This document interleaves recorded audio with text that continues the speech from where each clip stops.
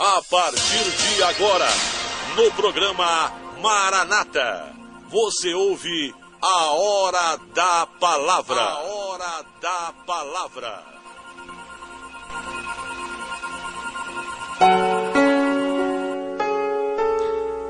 A palavra de hoje está no livro do profeta Ezequiel, capítulo no 31, verso de 1 a 14. Só que nós não vamos ler todo, porque ele é um pouco extenso. Eu só vou me ater aqui ao versículo de número 4 e depois nós vamos meditar, estudar e aprender um pouco mais dessa palavra na manhã de hoje. Diz assim, Ezequiel 37, verso 4. Mas a referência é de 1 a 14. Então me disse, profetiza sobre estes ossos e dize-lhes, ossos secos, ouvi a palavra do Senhor. Meu querido irmão que está me ouvindo pela Rádio Regional, você que está ouvindo pelo YouTube essa palavra na manhã de hoje, no dia de hoje, aqui esse texto talvez é um dos mais profundos do Antigo Testamento. Então diz assim que o profeta Ezequiel teve uma visão do Senhor. O Senhor o pegou em uma visão e o levou a um vale. E esse vale estava cheio de ossos secos. Equivale a um cemitério, onde apenas os ossos se decompunham a céu aberto.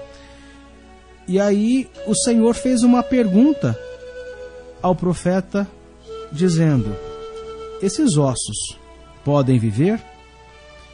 E Ezequiel, entendendo a grandiosidade do Senhor, disse, olha, Senhor, tu é que sabes, eu não sei responder isso.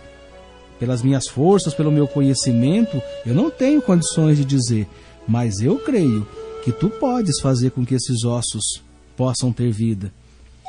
E aí o Senhor ordenou a Ezequiel, dizendo assim, olha, então profetiza sobre esses ossos. Profetiza a eles, dizendo para que eles possam ter vida. E assim o fez o profeta. E diz a palavra que foi um barulho estrondoso, que os ossos se mexiam e se formavam e se agrupavam. E à medida que os ossos iam formando toda a estrutura óssea dos corpos que ali estavam, esses mesmos corpos passavam a ser restituídos pelos tendões, pelo seu corpo físico no que diz respeito à carne, a que diz respeito a todo o sistema de músculos e tudo mais. Diz a palavra que o som foi estrondoso, os ossos se juntaram e houve uma restituição daqueles ossos, de maneira que todos aqueles foram cheios de vida, foram movidos pelo Espírito Santo, e eles formaram um grande exército do Senhor. Essa palavra, ela quer nos mostrar o seguinte, a visão que Ezequiel recebeu do Senhor era acerca da situação de Israel naquele contexto da história. Israel era um povo o qual estava vivo, mas encontrava-se distante do Criador, estava vazio por dentro, estava morto espiritualmente. Então Deus usa essa ilustração de um vale seco para falar de um povo. E nós queremos refletir nessa manhã, no dia de hoje, de que forma que essa palavra pode nos ensinar, de que maneira que nós possamos aprender no século 21, em 2012, o funcionamento dessa graça da restituição de Deus para conosco. Talvez se nós olharmos para a sociedade a qual nós fazemos parte, se nós olharmos para o mundo o qual nós estamos vivendo hoje, nós sentimos uma grande ausência de vida nos corações das pessoas. As pessoas, elas estão tão motivadas ao funcionamento desse mundo capitalista, materialista, esses valores que são colocados diante de nós todos os dias, pela mídia, pela internet, pela televisão, que nos trata não como seres humanos, não como filhos de Deus, mas simplesmente como pessoas consumistas. Para que nós possamos estar ocupando uma posição de destaque dentro da sociedade, é necessário que nós possamos comprar, é necessário que nós possamos ter, é necessário que nós possamos ostentar. E tudo isso não agrada a Deus. Claro que o Senhor tem o melhor para nós, que nós possamos desfrutar o melhor, mas o coração jamais deve estar nas coisas. Os nossos corações sempre devem estar na vontade do Senhor. E a vontade do Senhor nos ensina que, primeiramente, nós devemos buscar a Deus de todo o nosso entendimento, de todas as nossas forças, com todo o nosso coração. O Senhor tem que ser a nossa referência, o Senhor tem que ser o nosso alvo.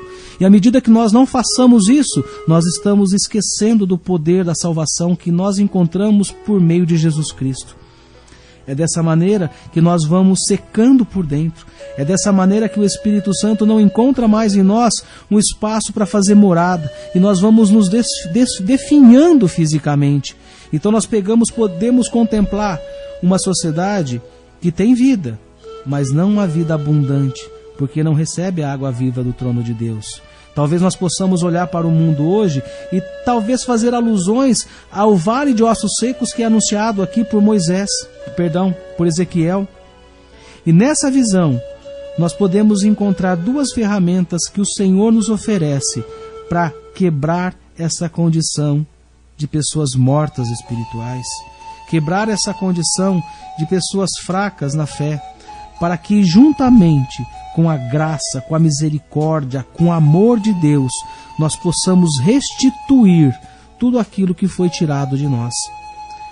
Eu queria que você observasse na expressão ossos secos. Ossos secos representam matéria sem vida.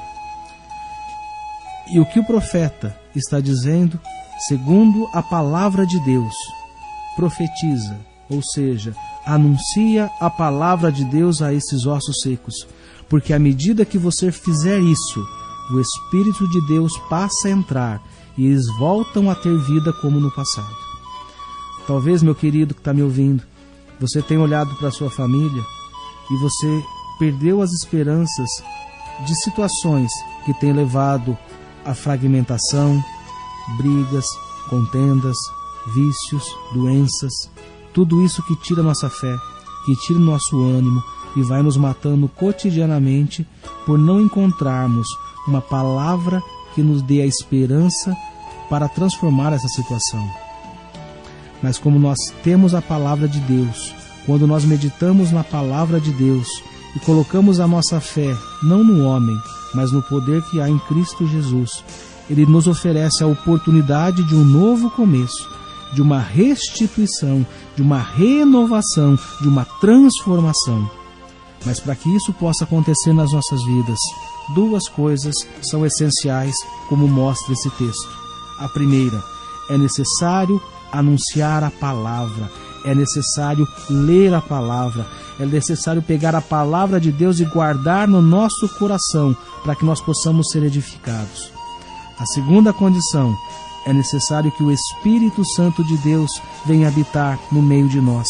É necessário que nós criemos todas as condições, que nós esvaziemos do homem carnal, para que o Espírito possa habitar em nós, de maneira que as transformações possam ser feitas de maneira plena, de maneira profunda, de maneira que nós tentamos, muitas vezes com as nossas forças. Mas quando nós reconhecemos a nossa fragilidade, quando nós reconhecemos a nossa dependência de Deus, Ele tem o poder para transformar coisas mortas em coisas vivas. Ele tem o poder de trazer à vida aquilo que está morto, inclusive a sua esperança, inclusive a sua causa. Eu tenho a certeza que muitos que estão nos ouvindo passam a refletir nesse momento. Como eu posso transformar a minha vida? Como eu posso encher de vida aquilo que muitas vezes está morto? Pelo poder da palavra, pelo poder do Espírito, você pode receber de Deus algo novo para a sua vida. Essa é a mensagem de fé e de esperança que eu compartilho com os irmãos, na certeza que ela possa transformar não somente a ti, mas a tua casa, o teu lar e a tua família. Receba essa mensagem em nome do Senhor Jesus.